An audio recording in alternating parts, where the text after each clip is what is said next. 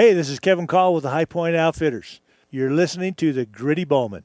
Hello, alright, you're listening to the Gritty Bowmen, home of gritty bow hunting films, interviews, tall tales, and a wee bit of manly boasting. I'm South Cox, and you're listening to the Gritty Bowmen. Hey, this is Corey Jacobson, and you're listening to the Gritty Bowmen. We born and raised outdoors, and you've been listening to the Gritty Bowmen. There you go. I'm Casey. And I'm Jordan. And you're watching The Gritty Bowmen. On this episode of Gritty Bowmen, we hang out with my uncle Kevin Call, joint owner of Highpoint Outfitters in Arizona. Kevin runs Highpoint with his son Blake and their longtime friend John Adams. Kevin knows Arizona. He's been hunting Arizona since the 70s. I grew up watching my Uncle Kevin hunt all over the West, killing monster mule deer, elk, and antelope and more. I grew up seeing photos of his hunts and his hunting stories in magazines and hearing hunting stories at family reunions. I can still remember the first time I walked into his giant garage. There were deer and elk antlers from floor to ceiling of all the animals he's taken. To me, those antlers represent a mountain of time spent in the outdoors and a vast amount of collected experiences. In this podcast, Uncle Kevin shares his thoughts on hunting Arizona. My dad and Kevin share some special memories of hunting Arizona in areas like the Kaibab and the Arizona Strip when they were younger. And we talk about guiding and being an outfitter and why Uncle Kevin does it. And we learn about Kevin's favorite game camera. After all, Highpoint Outfitters runs about 200 game cameras per year. Coincidentally, I bought a couple of the cameras he recommended after recording this podcast, and I'm quite pleased with their performance. If you're listening to this podcast, you might want to take a moment to watch the beginning of the podcast to see some pictures of some amazing Arizona elk, deer, and antelope. If you like this show, please go to our website at grittybowmen.com and subscribe to this podcast and tell your mates and pals about us. Do us a favour and please take a moment to leave us a rating or a review on iTunes or on our YouTube channel. Send your questions and podcast ideas to grittybowmen@gmail.com. If you're listening to this on iTunes, you can see the video version of this podcast on our website at www.grittybowmen.com. All right, do we have some water around here? There's a water. I heard speak of it somewhere. We've already given him two. I'm parched. My dad took it. I did not. My dad took it. Are we rolling, Bryce? I don't know how to work this stuff, so we need Bryce. All right. Welcome to the Gritty Bowmen podcast. We are here in the mountains of Utah once again with my uncle, Kevin Call, and with Highpoint Outfitters out of Arizona. Kevin, I've watched Kevin my whole life, hunting, killing giant animals. There's not very many people I know personally that have that has hunted and killed more big game, like giant animals, than you, or have guided people into finding some of the biggest elk and deer in the United States. So I thought we should have you on here. I think you're kind of like well known in certain circles and other circles not. So yeah. This is going to be fun. We're at a family reunion here in Utah that Kevin kind of organized, and we've been having a good time. My co-host here is my own father. Oh, thank you. So, got my dad here. He's mostly here for looks. But now you guys grew up together, so in Arizona. And so I wanted to get sort of your take on Arizona as well and get Dad's input too, since he grew up here and hunted here. And this is my oldest brother. Yes. And I was always jealous of it because he always got to hunt before I did. So he would always go out with my dad, kill deer, bring him back before I could shoot, before I could hunt. Horrible. I never shot anything as big as he ever did, though. Never. So. Yeah, true. I mean, I hear the story like, so I was just today, Todd was talking, which is my other uncle, your other brother, one of your brothers. Our baby. Yeah, and he was saying, dang, Kevin is like the luckiest man on earth. Because you guys went fishing and you caught all the fish. Today, 6. And everybody else, between everybody else, they got like a couple, 1 or 2. So when we first hunted together in Prince of Wales Island, Yep. we went bear hunting. And that was a tough hunt. And nobody killed anything for days and days and days. But that was the first time that I'd hunted with you, and I was you spotted game like you have a radar. Bear. It's like instinctive. So that was pretty cool to witness and to see, and that's where not everybody is wired like that. Exactly. So anyway. It's persistence. That's all it is, persistence. People get tired of looking through the glass. I don't. That's the only difference, yeah. Well, I wanted to get into a couple of topics today with you, pick your brain about scouting. So I want to start there. I won't reveal what other questions I have just yet. But, okay, good. But scouting. So you kind of make a living out of scouting. Well, before we get into that, I should probably have you kind of give us some history on High Point Outfitters. Okay. And how you got started, how long you've been going, and why. Okay. Yeah, I was trying to figure out when we started, probably 5 years ago, something like that. 7 years ago, I started guiding. We felt like it was Arizona's so hard to get tags yourself, impossible. Even family, can't get tags. Friends of friends can't get tags. That's how hard it is to get premium tags in Arizona. I wanted to be able to hunt the premium tags every year to where then when I got lucky to get a tag, then I'd have the benefit of hunting the same unit year after year after year. So the only way to do that is to be able to get into the guiding business. So my son Blake and I, and a very good friend of ours, John Adams, the three of us decided, you know what, we love this. We like hunting the premium units, and we decided to just jump in and start having fun with it. And that's really where we started, enjoying hunting the quality units year after year. And, it was units that we've hunted my whole life. I've been in all of us are in Flagstaff. All of our guides that we've now hired are all from Flagstaff. So we know northern Arizona. Been hunting it since the 70s. So some of the units we've been hunting for since the 70s. So it's always fun to be able to help others. Take quality animals. Where the other thing one of the reasons we got into it is because friends of friends of friends started getting tags asking us to help them. So we were tearing up our equipment, tearing up our vehicles, not getting paid for it. It was like, if we're going to do this, we just as well make some money out. So we jumped in, and we've had a ball ever since. It's just continuing to grow year after year. Really. We treat our clients like family. That's how we grew up hunting in family environment. And we just treat our clients like family. We've had good success. It's been a good model for us. I went on my first. So I drew a bull tag, an elk tag here in Arizona in 2012. I think it was. I think it was 12. Yeah. Yeah. And so I'm from Oregon. I mean, I was born in Flagstaff, actually, but raised in Oregon City.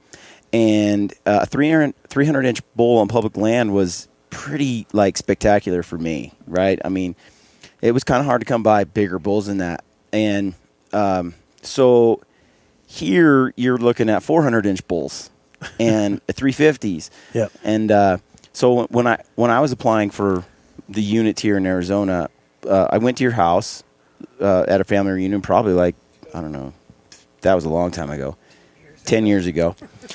And you're like, hey, you want to come scouting? I'm like, yeah, let's go. We get in your truck. We go outside. We drive down the road from your house 10 minutes. And you're like, there's elk. And there's just bulls everywhere. We drive up the road a little further. Bulls everywhere. And every time we saw a bull, I was like, holy cow. And I'm like, how big is that? And you're like, 365. 370. I wish we could see a real bull, And I'm like, what? There's 385. You're like, I wish we really could find a big bull. And we're driving around, and we drive around for 2 hours, and I think we counted, Bryce was with me, I think we counted 60 bull elk. that were like over 330. They were all in groups of like. Yeah, they're all in bachelor herds, all herded up in their velvet. And then we were driving down the hill, and I hadn't seen you get excited yet. Okay, like you're like, there's some milk, there's some milk. Bryce and I are like coming unglued, and next thing I know, you're like, there's an elk up on this hill, and so there's this 400 incher that, and you're like getting the binocs out, and now you're like actually energized. And I was watching that going, that is a ridiculous bull elk, but I've been in awe for the last 3 hours looking at the small ones. And so at that point, I remember Bryce and I were talking about, I was like, dude, I'll come here and shoot a 300-inch bull and be really happy about it. And you said, go for it. Apply. If you just want to shoot a 300-inch bull with your bow, get out here and have a great hunt. Apply for Arizona. And just about any unit is going to provide you that opportunity. Yeah. And so I did. And after, I won't say how many years, but a short span of years, I drew a tag that you probably weren't as excited about as I was. It's a tough unit to kill a quality bull. Yeah. A 350 plus bull. It's a tough unit. It's And I think 11,000 feet. I mean, it's 7 East, right in the peaks. It's some wilderness area. They've just pounded it the last 4 or 5 years with rifle tags during the early hunt. We had a burn about 5 years ago, and it's really changed the unit. But they have just pounded the unit. Even so, it was just cool. Anthony and Ben came. It was exciting. We were into elk all the time. Yeah. Well, within the first hour. Great bulls, all 6x6 mature bulls. It was great for me. I loved it, and it was my first time watching you as a guide. Because you're guiding me. Yeah, and so awesome.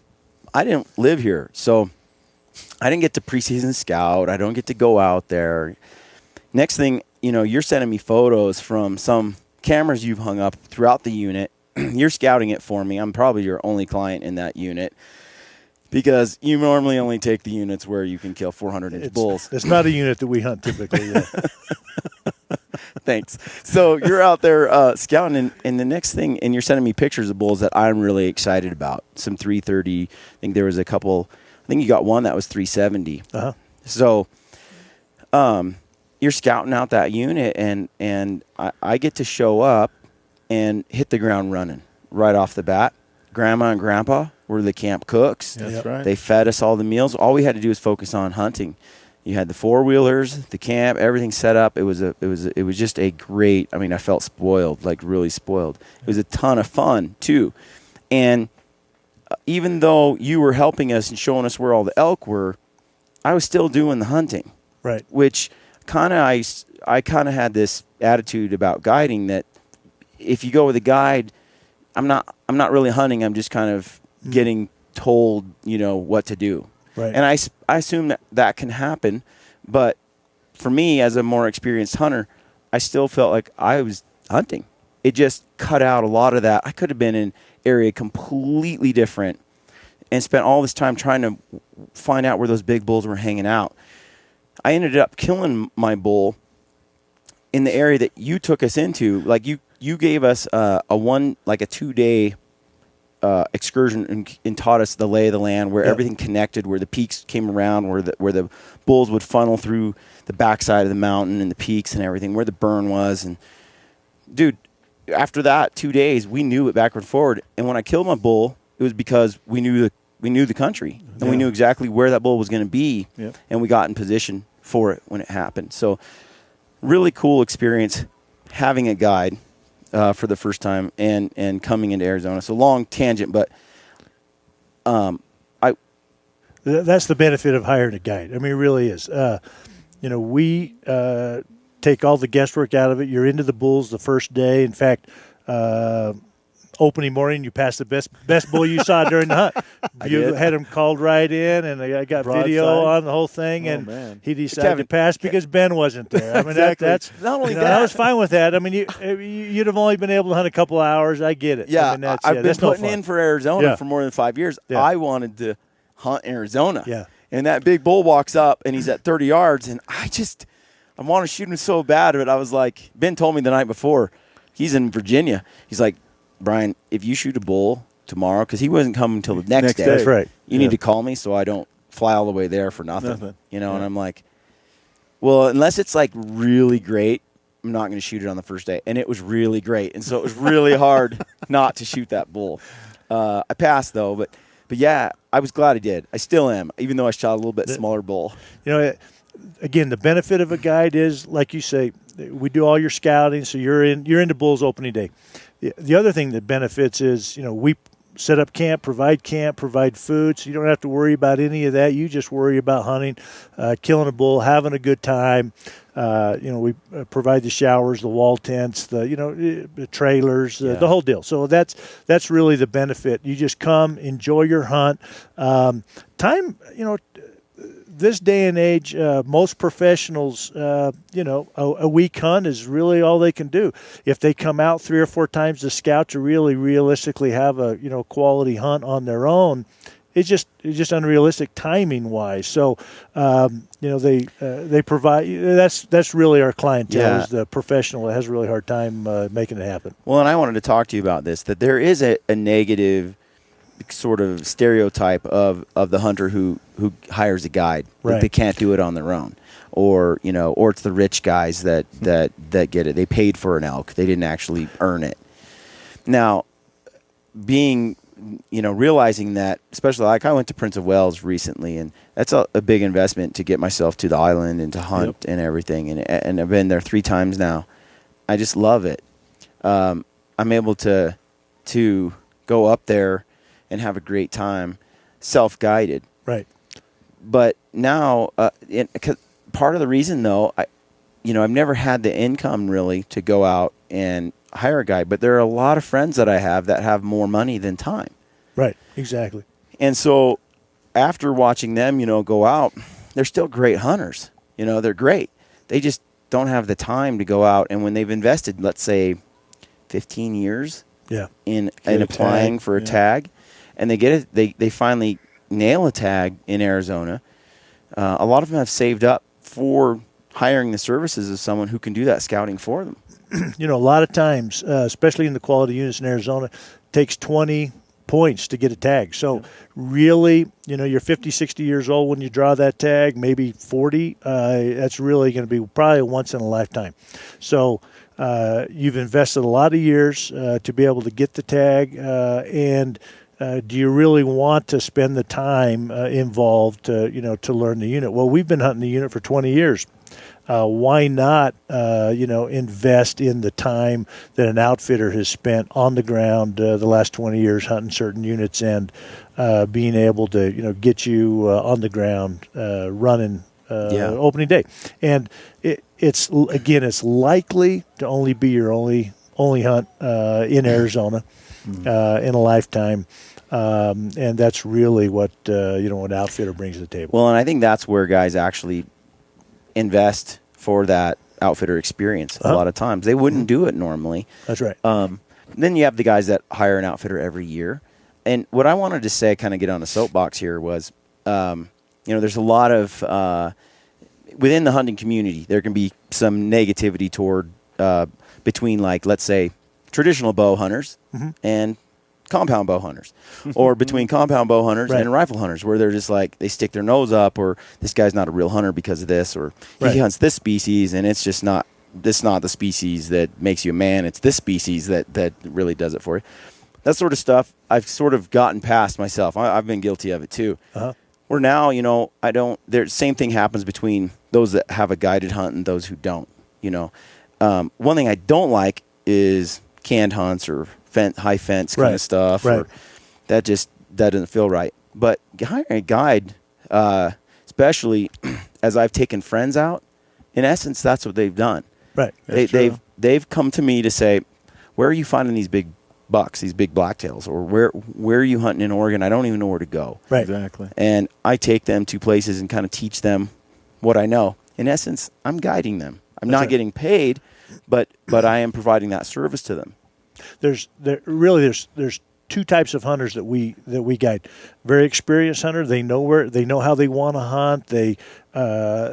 they know how to shoot their bow, their rifle, what have you, any type of equipment, muzzleloader. They know how to harvest an animal. What we do is provide the service to give them a realistic idea to take the best quality animal in that unit. That's one type of hunter. The other type of hunter is, hey, I've only hunted elk once or twice. I got lucky to get an Arizona elk tag, and we've had early rifle bull hunters that have never killed an elk before, and they just lucky to get a rifle tag. So they want to do it right the first time. They know how tough it's going to be to get a tag, but they really don't have the expertise themselves to harvest an animal, and then once you're successful, get it out of the woods. So some people just want help. And we take a lot of youth hunters. We specialize in youth hunters. We love youth hunters. I've got 5 kids. I've got 2 boys and 3 girls. All of them have harvested elk, and all of them have harvested mule deer, all in Arizona. And so we enjoy helping youth hunters have a fun, successful hunt. And last year we took a first time ever father-son. They had never killed an elk and had never been elk hunting. The son's friend talked him into putting in, and they got a tag, but then they didn't have a clue of how to get it done. So that's just a fun part of helping others become a part of the sport, because that's what makes it all worth it. That's pretty cool. He's probably hooked now. You talk about that. It's funny because actually with fishing, I had no clue how to fish. Didn't really know anybody who knew how to fly fish. I'm like, well, if I hire a guide, hang out for the day, he teaches me a whole bunch of stuff, then I can go off on my own. I know where to put the pole in the water. Yeah.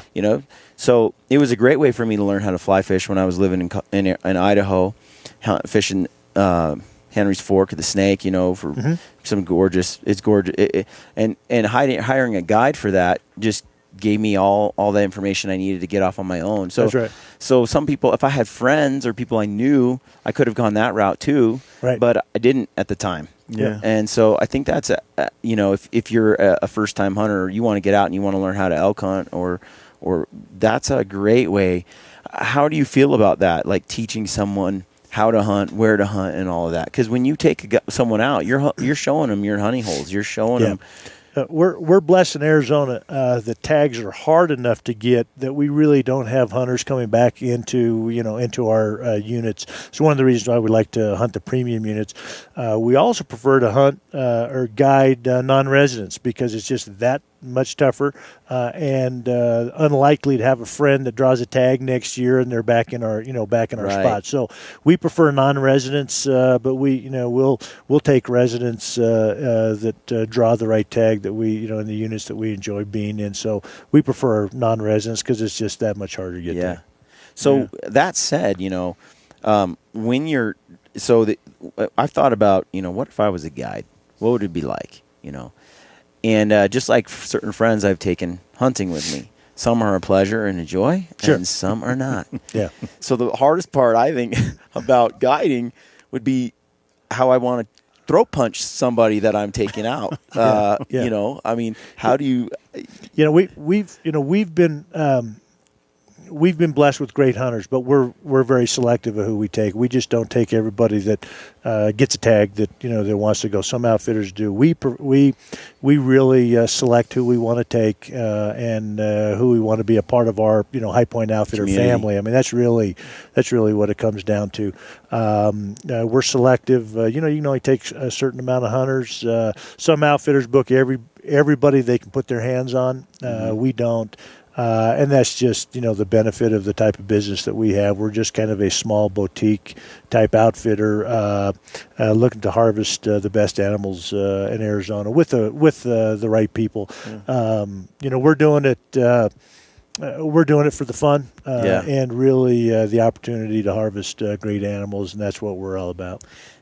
So when it comes to elk hunting Arizona or hunting Arizona. Yeah.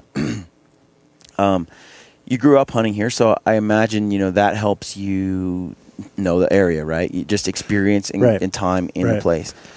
what I wanted to get out of you today was how do you, besides, growing up here, I mean, I guess what I want to get at is how do you consistently find big animals? How do you scout? How do you, like that first opening morning when you said, we're going to do this, this, and this, and the bulls are going to walk right in front of us.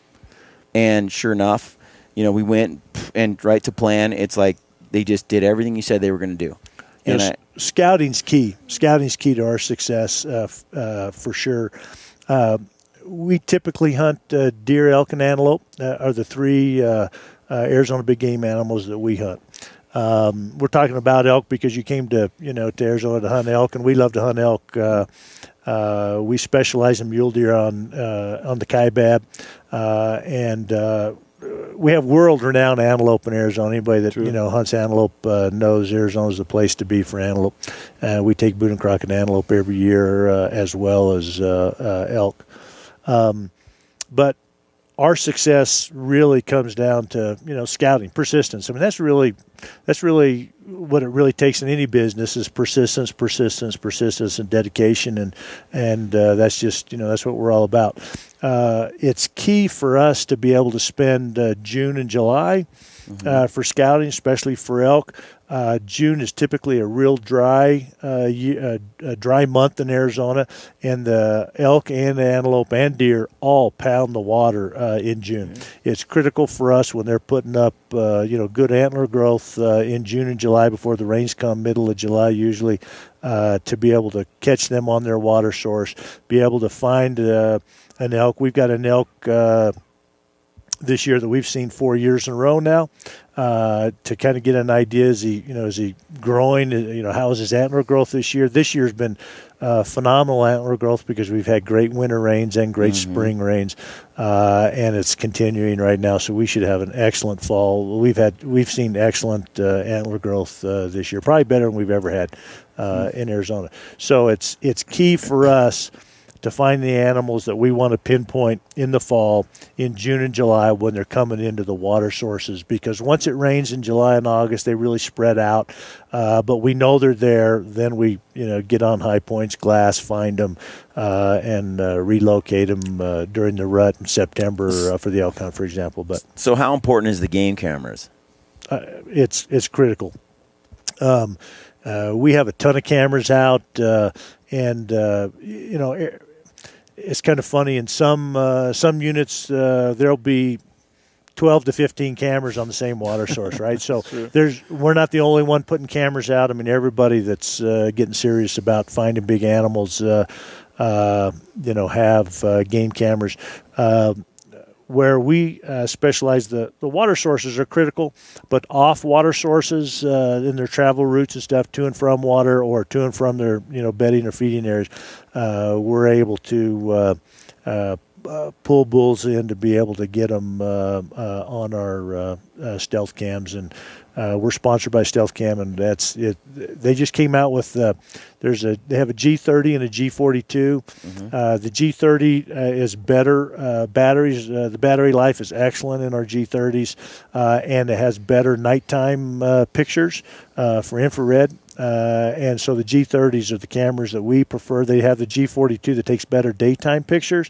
But in Arizona, most of the big game animals are coming in at night. It's cooler, just right? hot. It's hot, 100 degrees, 90 degrees in some of our units, and they only travel and come to the water at night. And so we prefer the G30s, but both of them are excellent cameras. So the G30, what does that run price-wise? I think it retails for $150. Yeah, $150. We don't put anything up without a bear box, which is a security box. Yeah, and I think the security boxes are $40 or something like that. So. And how long do those cameras last you? Like a season, 3 seasons? Well, it depends if somebody hits them with a hammer or not in the woods, right? No, they'll. They just came out with the G30s last year. We had all kinds of different cameras prior to that. We did have some stealth cam. We had some Moultries. We had some Bushnell. We had all kinds of different cameras that operate differently and stuff. Some were better than others. Yeah. And last year when we got into our G30s, we threw everything else away. I mean, they are just a phenomenal camera. No other camera even compares to that. So we've got rid of everything else because it's just disappointing when you spend so much time and effort to get a picture and then your camera just malfunctions. Yeah. It also takes video. They take stills and video. Easy to set up. Great on batteries. They're just an excellent camera. About how many cameras do you own? Couple hundred. Yeah, a couple hundred. So and then our guides have cameras on their own besides. So yeah, we've got a handful of cameras. You've been through them. And we've tried everything. I use the Bushnell. Yeah, I like those. Yeah, the small ones. I don't remember what they're called, but try the G30s. You won't use anything else. I mean, they're really that big. That's that big of a difference. Okay, so on the cameras that the Lick, how much time do you spend on your feet out in the field scouting versus using the camera? Yeah, of course, the benefit of the cameras, it's running 7 days a week. We've got cameras in the field running this week while we're up here in Utah, right? And it'll be fun it's almost like Christmas morning to run out and check the cameras. As soon as I get home, we'll make the loop and check 40 or 50 cameras. It takes a while to do it. You can check about 30 in a day, but it's just fun to be able to see what's there.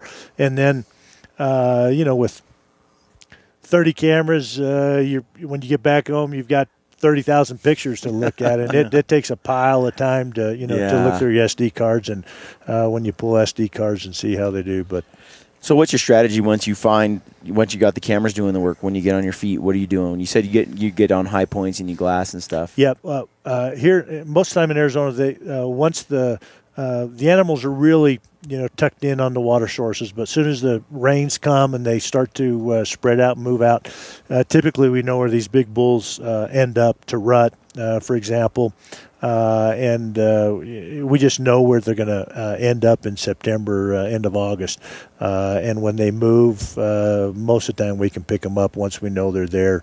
But it's critical to find them before that. Yeah. Otherwise, you don't know if they're there. You're always second guessing yourself if they're there, if they're going to show up. Well, there's not a lot of tags, right? So, I mean, and so there's a small group of people after the same giant bull or giant buck. Correct. Yeah. So how do you get your client there first? We're all hunting public land, and so again, it just comes down to persistence. There's certainly other hunters that have access to the same animals, and sometimes we win, sometimes we don't. But 9 times out of 10, it's just our persistence to know and to say these are the 3 animals that we're going to target and try to make it happen. That's the competitive nature of of hunting. That's what we love to do, right? That's what it's just kind of the. I guess that's what drives us as hunters, to be able to, have the opportunity to not only enjoy the, beautiful surroundings that we have and to be with, friends, family, and clients really turn into our friends. So it's just that's what it's all about, to be able to, make it happen. And it really tests your ability. So why Arizona? Because you don't guide in Colorado or Montana or Nevada or Wyoming.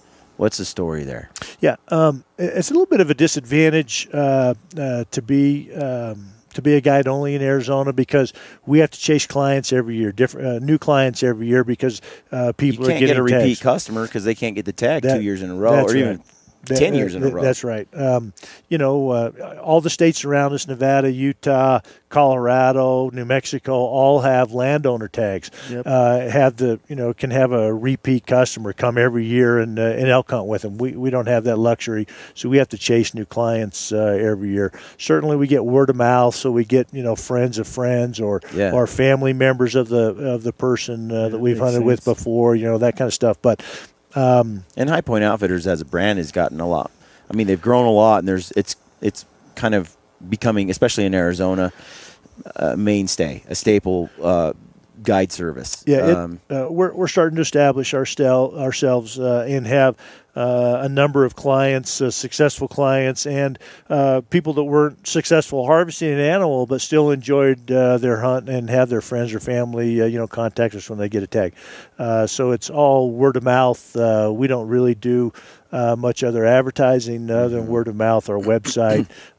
We are a preferred outfitter for Hunting Fool. We also are a part of the GoHunt.com, and it's just that's just how we get our clientele. But it's just a fun process. So you've hunted we talked about this offline. I've known this about you a long time. If you draw your own tag in any state that's or in Arizona, I mean that's first. Guiding secondary. Yeah. When I got into the business, I just told myself, don't let the guiding take over a personal hunt, because I love to hunt, and that's the reason why I got into it. And it has a little bit. I mean, sometimes when we put in, it's like, I wanted to hunt the archery hunt, a mule deer hunt here in Utah. It's just the timing just doesn't work real good for. Exactly. So it's so that kind of messes us up drawing a little bit. But your own personal stuff, your own personal hunts. Yeah, it does limit a little bit. 1 year, I took my two sons and my dad to Prince of Wales, and we wanted to kill a black-tailed deer. We all went, and that was in September. We missed, I think, the first 2 or 3 days of our archery elk hunt, but I got there and took care of business after that. So I don't really want to limit my own hunting because I love to hunt myself. But again, tags are so hard to get. I mean, I put in, Nevada, Wyoming, Utah, New Mexico, Colorado. Probably missed some states there, and it's just but it's so hard to get those premium tags in any of those states. But let's clarify. For you, after seeking the bigger challenge, the bigger animal, it's like, for you, it's just not that exciting to go out and shoot a 160 buck anymore. Yeah. We. I mean, for me, I haven't done it. Okay, so I'm like, perfect example. Got drawn. I don't know. 6 years ago, I think, in Nevada for archery elk hunt. Mm-hmm. The best elk I saw was a 380 bull, and I just wasn't excited about what was there. And we hunted and hunted, looked and looked and looked, and ended up deciding to just concentrate on this one bull. At the very end, decided not to harvest an animal because then I could start putting in 5 years after that. If you kill, I think it's a 10-year wait. So, but it's just not. I guess expectation change, and I think that's just kind of the hunter. I guess how most hunters evolve, right? Yeah, I mean, hunter evolution. it's and I when I started hunting mule deer at 10 years old in Arizona, I was lucky and killed a 4-point my first year. But I tell you what, I mean, I wanted to harvest deer every year. Well, to harvest a deer every year, you're killing 3 points, 2 points, 4 points, whatever showed up first. Yeah. But then it just kind of evolves, and it was just no challenge anymore, right? To kill a small 4 point. So then you just kind of evolve. Clarify that a 4-point buck, where you're saying to shoot a buck, there's tons of 4-point bucks. Yeah. That's the difference. I mean, you and I know what that's like. Nobody, if they've never hunted in that area, don't understand what that means. Yeah. You can pass those up 20 or 30 of them in a day. Yeah, and when you're scouting and you know they're there, then it's certainly easier to be selective. Yeah. We're going to Colorado this year. We all got third season tags, and I love Colorado. I love Colorado. It's probably my funnest hunt of the year. We were fortunate enough to be able to get drawn every year, and now it's getting harder. Our unit's getting harder and harder to get drawn for, but. Every 2 or 3 years we can get a tag, third season tag, and it's just a great hunt, and I'm looking forward to it. Well, I think that, like you said, it's kind of an evolution. There's this sort of stigma about trophy hunting, especially more and more lately. It's the focus on inches is kind of looked down upon, but I think it's the reality is most of us do want to kill a big animal. That's sort of and for me, it's no longer necessarily it's more of age class than it is size per se, because I want that challenge. I want to go after and it sort of is an evolution. I could shoot young 3-point bucks out where I'm at all the time. They're kind of dumb even. I'm way beyond that now. There's some what I think are like unicorns in the forest out there that I know they're there. I see them on camera, but I cannot seem to get him. He even names them. And I've been after. There's been times where I'm after a certain buck for year after year. I know he's there. There's a challenge. I'm trying to figure out how he works, what makes him tick, where he likes to go. That to me is just more rewarding. It's more of a challenge. It's just where I've gotten in my hunting quest, right? And so for me, but on the flip side, I haven't killed like a lot of big mule deer. I haven't killed, really, like I said, a 300-inch bull is pretty killer for me. Yeah. And so all of that right there is where you're standing in your shoes at your very ripe old age. Don't hurt me. This is my older brother. Come on, your dad's old. He's over the hill, dude. As you have all this experience, especially in Arizona, where we Oregonian, where my dad and I like to say you're spoiled. You guys are getting on just monsters all the time. Yeah, it's just amazing to me. You were saying I've gotten to the point where I'd rather guide and help someone else kill just a beautiful, just rare elk than I would like to go and kill my own elk in, let's say, Oregon at 330 inches or something. For you, that chasing that animal, that unicorn, whether it's you with the tag or someone else with the tag, doesn't matter as long as you're part of the experience. Yeah, don't get me wrong. I would love to be able to hunt the units that we hunt every year myself, but it's just not feasible. It's just not in the cards. And so the next best thing is to take somebody and have that experience with another person. And just an example. Last year, I had a gal on the early bull hunt, had never killed an elk before, and bugled this bull right in. In fact, it's on our YouTube channel, and she knocked the bull down 50 yards away after bugling, just cow calling actually right into us, and she was so elated. You can see on the video just her whole face just light up. I mean, that's just fun. Yeah. And it wasn't a huge bull, and then you take other clients that. They kill a fantastic bull, 390 bull, and they're disappointed, and it's just so it's you just to me, just enjoy the experience, have a great time. If you harvest a great bull, that's just a huge bonus. And don't get me wrong, we try to harvest the best animals we can every year, but it's really, to me, it's a part of the experience. Just enjoy it because it doesn't happen every year, and it's going to be a long time before you get another Arizona tag. And we are truly blessed in all, deer, elk, and antelope in Arizona. We are truly blessed to have. How the Game and Fish manages our units, for sure. So, now I got you here. Do you have any experiences hunting with my dad that you recall, like as youth, or anything that? now's the time to rat him out, or 'cause all I've heard from him is how awesome he is. We're 4 years apart, right? And so the biggest thing, and then he left town at 17, 18, right? So I was only able to hunt for 2 or 3 years. What I remember is he and my dad going up on the San Francisco Peaks and harvesting deer before I could hunt. And I just still remember that, thinking that's just not, I can't wait until I have my opportunity to hunt. What I just remember with you is the NRA, when you went and got an NRA, and you were just barely 10 years old, and you got that first tag. The safety course. And I couldn't believe it. I said, because I got mine, but I got one, you were a doe tag. I got a doe tag. Yeah. I had to shoot a doe at 10 years old. No, this guy's go walk sling, shoots a 4-point buck. I mean, Yeah, that was.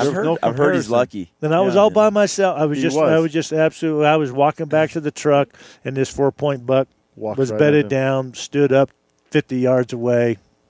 It's just lucky. Recreate that stuff too, because it's pretty exciting. You never forget that. I still remember that. Yeah, I still remember that. It was like yesterday. Yeah. Then it feels like it. I can remember going to help him pick it up. I couldn't believe it. At the risk over of 40 years ago, I can't even remember my kids' names, right? But I can visually see that buck. Yeah, 40 years ago. Yeah. I don't think Deb's gonna like that. Yeah. At the risk of going off on this trophy thing, or sounding macho as we count numbers, I still want to know about how many bucks have you shot? Oh my gosh! I don't know, Brian. I'll have to confess, mule deer is my favorite. I love the mule deer hunt. Yeah, but we're spoiled. You're spoiled by the area you hunt in. Nobody in this world would know that area because you say that name to that unit, and people go, "What?" Yeah, we grew up in it. We love the Kaibab. High Point Outfitter specializes on the Kaibab. Certainly, strip bucks are bigger and all that jazz. We just love the Kaibab because it just provides that type of a hunting experience, and we've been hunting it since the 70s. It's just a whole different type of experience. And I wrote an article that's on Go Hunt that talks about that. But sure does. The bottom line is, I'm still. I was 18 years old, hunting with my grandfather that lived in Fredonia. I actually was born in Kanab, and Kanab's a little podunk. It is podunk, but dude, it's right in the middle of mule deer heaven. I was going to say, mule deer heaven. No offense to Kanabbers, it's great. But it's like going into the past. Backwards. It is. We went through Kanab just not too long ago, and I was like, this feels like, what is it? What's that show? I forget. Mayberry? Yeah. That's kind of what you were going to say. I knew he was going to say that. It's kind of fun. We went to the park just this past weekend on the way up. We went into Fredonia, and I ran into good friend Ryan Hatch. He was playing softball, and he owns Muley Crazy, and just got a kick out of what a small town environment. But anyway, I was with my grandfather, 1978. Never forget it. I had just graduated from high school. Yeah, absolutely. You saw the big crown, the fishnet in the back, and the whole deal. Yeah, and killed a 36-inch buck. It was actually in 12B, just off the Kaibab, and my grandfather, cut his throat like they always did, and I was like, I didn't want to cut his throat because I wanted to put him on the wall. I was like, oh, you'll kill a bigger buck than that, and cut his throat. 36-inch wide, scores 202, great buck, and I've been hunting ever since trying to kill a better one. I've never killed a better one than that. How old? 18? 18 years old. Yeah, that's just the elusive. They ruined you thing. right there. It's like, yeah, but you got to understand, Grandpa. You just heard what Grandpa said. You'll shoot a bigger one. Don't worry about that. Yeah, and and You've seen them. I've seen them. Oh, yeah. Have actually shot and missed, unfortunately. Better bucks, but it'll come. It'll come. I still hold the faith that I'll 202. That's pretty spectacular. I'll kill. We trust kill the Grandpa bucks. on that one. We're trusting he to help us That's on a that one. gorgeous buck. Yeah, he's still my favorite man on the wall. Yeah, he sure is. Yeah, he's my Still he's my favorite. So I was going to ask you before you said this, what's your most memorable hunt in your life? Yeah, it's got to be. out? It's got to be that hunting with my grandfather. Yeah. My dad. It's kind of funny. We got snow on the ground. We're in Fredonia, Thanksgiving time. Yep. We spent Thanksgiving. The next day it snowed. My dad didn't wake me up. I was in the basement. I didn't know what time it was. I wake up and my dad was like, "We're not going out. It's snowing." I looked at my grandpa. Grandpa, let's go. He's like, "Hey, if you want to go, we'll go." And we went. So it was just me and him, and we went out and chased deer around all day, and. Finally, I got lucky and killed that buck, and but anyway, yeah, that's the most memorable hunt I've ever had. 36 inches 36 wide. inches wide. Yeah, he just lays out, just a neat, neat buck. What an experience with your grandfather. And that's what he's always done. He's always done this with his kids, and so I mean, we've always done it as a family thing. It's always been a kid. Grandpa always. How many years did we go rabbit hunting? Yeah, all day long. I love to go to Fredonia because we were either going fishing or we were going rabbit hunting or we were going deer hunting. That's I mean, it was just we were either fishing or hunting, and my granddad was just huge part of that. He pushed us and pushed us and pushed us. He'd drag us out of that basement and say it's time to go. Yeah, we had some great times, and I spent a couple summers up there with him, and fished all of southern Utah, and anyway, I love hearing all those stories. I have this old photograph that you sent. My dad's standing in the front yard of someone's house, and he's holding this giant mule deer rack, and then a bunch of other relatives or little kids in the yard are all holding giant deer. It was 1962. Exactly. I've got 2 years. I'm 2 years old, wearing a little Levi jacket, and my grandfather. 1962, hunting the strip because he didn't want to pay the extra $5 to hunt the Kaibab. Exactly. He's hunting the strip, and he and his son. They killed a typical, Boone and Crockett typical and non-typical on the same day on the Arizona Strip. Same day. And didn't think much of it. Didn't think much of it either. They look massive. Well, and they put, what even makes you sick is they put those racks on the porch in Fredonia. And a few weeks later, they came up missing. My grandfather didn't even bat an eye. Who cares? Yeah. Boone and Crockett animals, both of them, just phenomenal. You have some pictures. Got pictures. Yeah, we got pictures. It's funny when you see those old photos because it does seem like back in the day they took some of that for granted. For sure. Or it just didn't awe them the way it awes us today. I don't know. Yeah. The Strip right now is producing as big as animals they've ever have. True. And yet, the 60s had to have been the heyday on the Strip, and the Kaibab, phenomenal animals. Yeah. What about you, Dad? Most memorable hunts, one of the best favorite hunts you've been on? With Kevin, do you remember going up Mount Eldon and then we got stuck in the snow? It was too deep, so we went around the backside. Yep. And we climbed up that hill, and you and I were up on top of that flat, and all of a sudden there was no snow on the top. Do you remember that? Yep. That's when I shot the only buck I shot. Yeah, and that was, in fact, I live on Schultz Pass Road. That's one of the reasons why I live where I do. That's true. Some of my favorite kids' hunts were, right up Schultz Pass, just within 5 miles of my house. I mean, the snow was up to my waist, and I was a grown adult. It had to be to his shoulders. He was just a young kid, and he was right behind me. Just the two of you? We were together. Kevin and Russ and Dad were together, and we were together. And we came up opposite draws, and Dad, I don't know, we got ahead of him somehow. We got up there on top before they did, and we got the shot, and they didn't. That's all I remember. We had some great family hunts, yeah. My dad's idea of hunting. I got a squirrel on my dad a little bit here. We're actually here. My mom and dad's 60th wedding anniversary. That's why we're having this family reunion. True. But my dad's idea of hunting. Okay, this is my grandfather really is the one that gave me the bug. But my dad's idea of hunting was to go hunt for a couple hours. If you kill a buck, great. But he would see this dead snag that just had to come down, had to get cut up and split and get home right in the woodshed. And that was his idea of hunting. We'd hunt for a couple hours. The rest of the day, we were packing wood back to the. Yeah. So it was a trick. Our It only was horrible. The only safety we had was if we got to go to the ranch. Yeah, and then we wouldn't have to do that. Yeah, and so I just couldn't wait until I could drive myself. I was 16. I could actually go out and hunt all day. And and Not get conscripted into. When I built my house, I refused to put a wood stove in because I didn't want to feel guilty to have to go cut wood in the fall. So I've got a little gas electric click on the button and it goes. Yeah, and I looks good though, doesn't it? Looks great.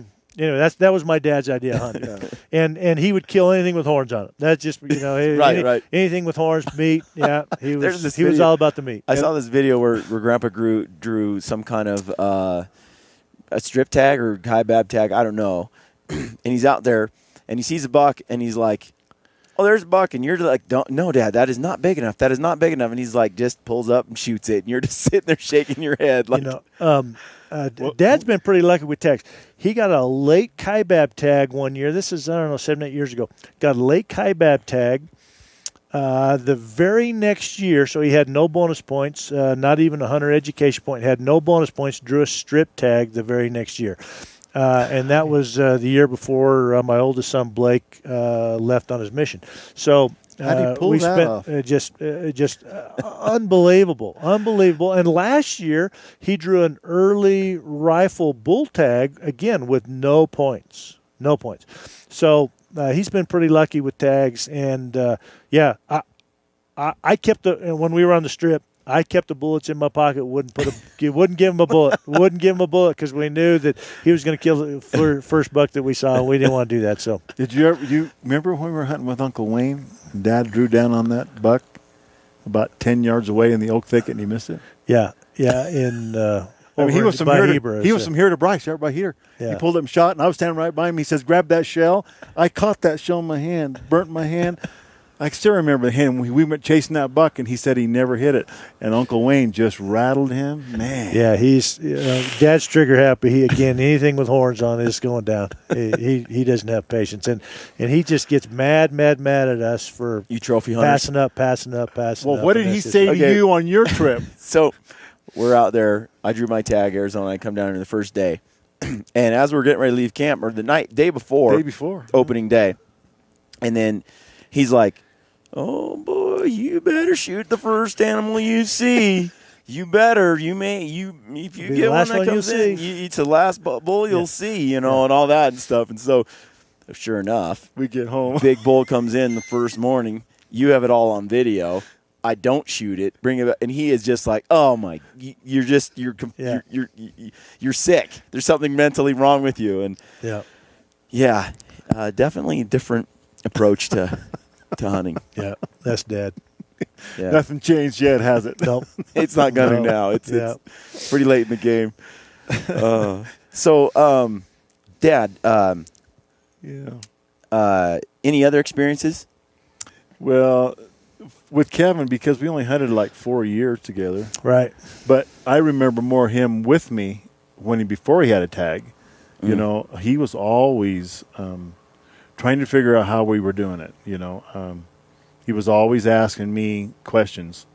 And a lot of those questions, I didn't really know the answer. Cause you just faked it, didn't you? Yeah, I did. He's still good at that, isn't he? Yeah. But in the reality, he got the gift more than I did in so many ways, and I'll relate to that. No ifs, ands, or buts about it. I mean, I don't know where Dad got me a bow. We went down to Larry's Sports Center. I think I was like 10, 11 years old, right down there in Oregon City, downtown Oregon City, and got me a little green recurve bow with and I was slinging arrows right off, as much as I could. And I don't know, as soon as I got that bow, I was trying to hunt and kill stuff all the time. Yeah. And No one really pushed me to it at all. I just Yeah. wanted to. There was nothing, and it's been that way ever since. I've never really been pushed toward hunting. I'm just drawn to it. I just want to do it. There's something. I think we're both it's the just same natural. way. Just a natural gift. I think it's just something that, hey, it's in you. yeah. More drive in some than others, though. I mean, Yeah, yeah. brothers, some of our brothers aren't as much as we are. Hey, some people like to dance. Some people like to, color or whatever, paint. And I've just always enjoyed the outdoors and enjoyed the outdoor experience in hunting. So how long do you think High Point Outfitters is going to be around? It really will depend on Blake and John, mostly because that's they're 25 years old, younger than I am. But for me, I'll just continue to do it as long as I can do it, just because I enjoy doing it. And so it'll continue to roll. And we've talked about passing it down to to the kids. It's just hard to say because it really is contingent upon the opportunity to continue to enjoy it. And once it's not fun anymore, I won't do it anymore. But we're just having a kick out of it, and all the guys that we have are just fun to be around. And it's really John and Blake are great. Yeah, I enjoy them both. It's turned into a year-round thing. We hunt through December. This year we killed a great 175-inch 175-inch desert sheep. Went all the way to December, bighorn, and then come January, you're talking to hunters because of the the draws in February. So and then the draw June, July, we're going crazy again to get the mule deer tags drawn. So it's turned into a year-round thing. We start scouting in June, and it's just so it's kind of a year-round thing, and it's really we enjoy it. Our wives don't enjoy it as much as we do. I mean, it takes us away from it, but but it's just like anything. You have to be persistent and take time to be able to be successful at it. So, yeah, that's really cool. That's pretty neat. What is your recommendation? Okay, let's say someone's never hunted Arizona. Let's say they're back east or west. I mean, what is your recommendation to someone? Why should they come to Arizona? Yep. And what should their I guess it depends on the person's goal, right? That's right. Let's say you have a guy. I'll just pitch it to you. Let's say you have a guy that like me, that was cool with just coming in and having a great elk hunting experience. Yep. How long will it take him to get into a unit that will provide him that opportunity? What will it take? Yeah, 7 or 8 years. You can have a unit, and let's step back. 20% of the tags in Arizona go to the people with the most preference points. Mm-hmm. Okay, but 80% of those tags go in a random draw. So a non-resident, specifically in units, if they just want to kill a 300-inch bull, 320-inch bull type thing, they can get that tag right out of the chute first year. You can draw a tag because 80% of the tags go in a random draw. So you're always like a lottery. In lottery. That's why I always apply for the actual unit I want to go for. I don't really ever apply for points only. Mm-hmm. Yeah, because I always have a chance. Yeah, absolutely. You always have a chance in Arizona. In Arizona, the non-residents. There's one twist to that is the 10% cap, non-resident cap. So, and so a lot of the premium units, that 10% cap is taken in the 20% bonus point draw, which is it's always a preference draw. So that preference draw, sometimes the 10% cap is taken in there, and generally is on the premium units. If it's not a premium unit, again, you can draw that unit right out of the chute. So, but within 8 years, you're guaranteed a tag that you can kill a 320-inch bull, for example, with a bow.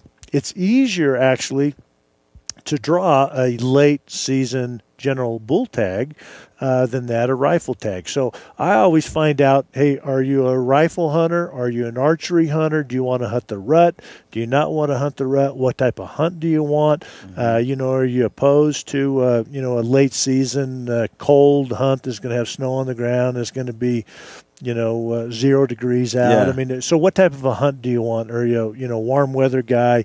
That kind of stuff. So you really need to find out what type of experience they want before you can really talk to them. That's what I enjoy about this business is I talk to literally hundreds of people every year about what's your expectation, what you want to do, how what type of animal you want to harvest, what type of experience you want. Yeah. And once you know that, then you can come up with a draw strategy that they can, that will fit their needs. I mean, if somebody says, "Hey, I want a 380 plus bull with my bow," they're going to be sitting. They're going to be around. I mean, they just need to understand: are you willing to wait 20 years for that tag? Yeah. And so that's draw strategy is real important to us. So. But a guy, if he is a bow hunter, if he is a rifle hunter, there are options for those guys to draw to have just a great hunt. What can they expect for your you talk about the not premium units? Yeah. What can a guy expect applying for not premium unit? I mean, 320 bull is really our target bull on these non-premium units, whether it's on the general late bull hunt. We killed a 380 bull last year on one of these, non-premium units, if you will, on the late general bull hunt. So the bulls are there, but really on the whether it's archery hunt or rifle hunt, you can kill a 320-inch bull. Okay, so basically, on these non-premium units, the reason I'm asking is because it's kind of what I went at, and I had an awesome time. It was well worth the investment and the time to go on that hunt. And there are hunts that you can get into other states that are similar to that. I think with a little less maybe involvement, but. Again, you still take 3 or 4 years. So my tag strategy does include Arizona, because those years I can kind of fit my Wyoming, my Montana, my Colorado. I can fit Arizona in and have a great hunt. And I had decided a while ago that I wasn't okay, like you said, waiting 20 years. Yeah. Especially because I have family here, you're here, and I want to hunt with you, with Grandpa while he's still around. Yeah. So for me, I was like, if I hunt every 6 years, 7 years, in Arizona, I'd rather go on 3 hunts, in a 21-year period than I would one spectacular hunt. Sometimes I have to step back, and it's not my hunt. That's where when I'm talking to draw strategy to people, it's not my hunt. It's not what I want to do. I mean, people come from back east, have never killed an elk. They just want to be able to have a rut hunt, and all the units in Arizona on the archery hunt or early rifle hunts are pure. Dude, it was rut awesome. Hunt. It was pure awesome. rut hunt. And so it doesn't really matter what unit you get. Any unit around Flagstaff or in the White Mountains, you're going to have an excellent archery hunt or early rifle hunt, premium. And so. Sometimes I have to step back and say, this is not my hunt. That's where I struggle. It's not my hunt. It's their hunt. And we can, you can kill a, 320-inch bull. We'll have multiple opportunities at those type of bulls. And people don't realize how massive, a 320 bull is when he's 20 yards away, bugling and throwing snot all over and just, right there in your face. I mean, a lot of people don't realize how big they are, and they've never had the opportunity to hunt, or they've hunted Colorado and all they see is raghorns. And we've had, many times at that. They just want to get a quality 6-point. And my brother killed a 320 bull in Colorado that I would, I didn't even look. I wasn't even interested packing this bull out. Well, he was all excited, killed this bull, we had everybody in the county come look at this 320 bull. It was like, are you kidding me? So it's just real. I mean, we have to be. I always have to, remember that it's what we're not used to, and we're real spoiled in Arizona. Yeah, that's for sure. So you've kind of answered that. Why should someone come to Arizona? Why should they make it part of their tag strategy? Hey, every state in the West has, great hunting. You need to figure out what you want to do. Apply. You just have got to get, you just have to apply multiple states to have a chance at getting, at least one tag a year, or really one tag every 4 or 5 years. It's really getting that tough to get those, to get those premium tags. Especially with a rifle. We were talking about this earlier. Archery hunting opportunities are just so much better than your rifle across all the states. Yeah. Now the harvest rate is far lower. Let's say on a great unit, 20-25%. Well, it means 1 out of 4 people are getting a bull with their bow, which is kind of interesting because our kill success on in the last 5 years.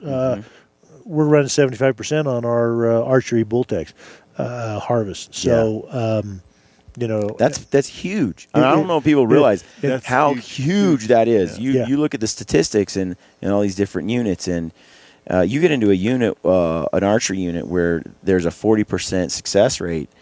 That's huge. I mean, most of the best, like in Oregon, the best ones are around 25%. Yeah. And most of them in Arizona are that too. Yeah. Even in the premium units, they're only running 30 or 40%. Yeah. But that means, 3 out of 10 guys are actually harvesting. That's right. And the rest are going home without it, with empty. Yeah. I mean, I can understand why your opportunity is greater. Yeah. But there's certain things you can do to improve your odds of being in that 3 out of 10. That is well within your ability to do. That's right. And for example, being good with your bow, that's being a skilled hunter. Yeah. That's all part of it. But hiring a guide, that's another part of it. Yep. I mean, being in good shape, being able to use your equipment, and taking advantage of a service that. Will get you in the game day one, rather than you learning the unit the first 7 days and then hunting the last 3 or 4 days. I mean, that's it's so key in Arizona. Short hunt dates. Yeah, our archery hunts are 14 days.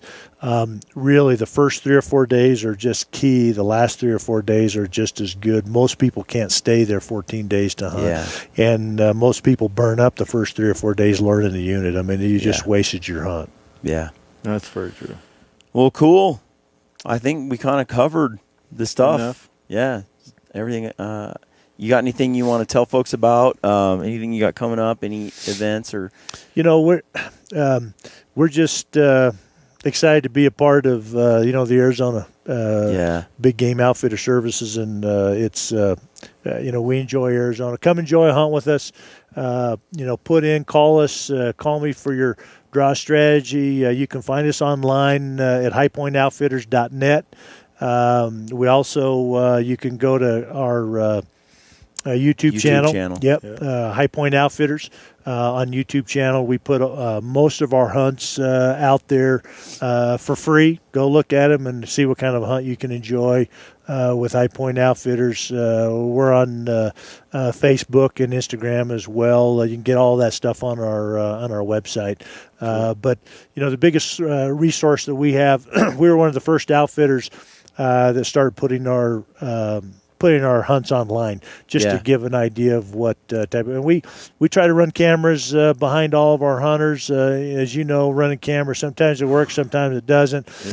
Sometimes it messes up the hunt. And if it feels like it's going to mess up a hunt, it really just depends on our hunter and how skilled they are, and if we're actually to have a camera. But it's fun. 2 years ago, I had an archery tag in the very last year, or the very last day of the hunt. We'd hunted a full 14 days. That's right. I had he's a 340 bull that I wasn't going to shoot. I was really looking for our early bull hunt to start the next day. But I thought, you know what? this would be slick if I could actually.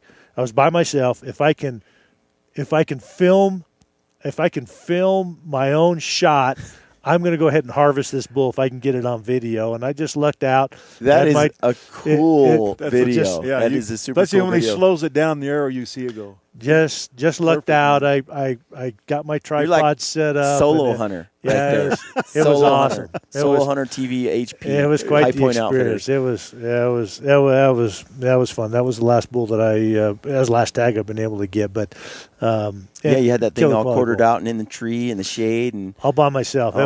That's the bad thing about it. That's one of the reasons why I love mule deer. Last year I had to deal with 6 bulls within 10 days all by myself. That's no fun. That's no fun. That's man's work. That's no fun. That's a lot of work. I'm getting too old for that jump. That's what mule. That's why I hunt. That's why I guide with John and Blake. They're the young guys that get it done. So anyway, we have a lot of fun. Just come enjoy hunt with us. Yeah, and mule deer is a specialty. Yeah, mule deer. We love mule deer on the Kaibab. We harvest great bucks on the Kaibab. You know, some people think 200-inch bucks are gone on the Kaibab. We killed a buck 205 last year on the Kaibab. I think it was the best buck taken on the late hunt. But there's 200-inch bucks on the Kaibab. The fun thing about the Kaibab is on the late hunts, you can see 25, 30 bucks a day. Yeah, sit on a hill, watch them rut, and just decide, take your pick of which buck you want to hunt. It's a completely different type of experience. Seeing 300 or 400 head of deer a day, it's really a fun hunt. How many? How tough is it to draw a Kaibab tag? Lake Kaibab's tough. It's going to take you 10 or 12 points to draw that tag. But again, rifle. For rifle. This is the cool part. Tell them about bow. The archery hunt is, as a non-resident, you're guaranteed every 3 years. You can really get it with your first year. I mean, because you're not running the 10% cap, but you can draw it every 3 years. Come and have a chance at a 200-inch buck. Oh, absolutely, yeah. We really use that archery hunt for our scouting on the early rifle hunts. Our early rifle hunts have been real successful. We've taken 190-inch bucks on the early hunts just because they're in their summer patterns. We can pattern them all summer and shoot. End of October, they're still there. They're still up high in the aspens, and we take great bucks on the early hunt. On the late hunt, it just depends on what the weather's doing and all that, and if it's moved them off or not. And typically on the late hunt, most of the bucks are off the top,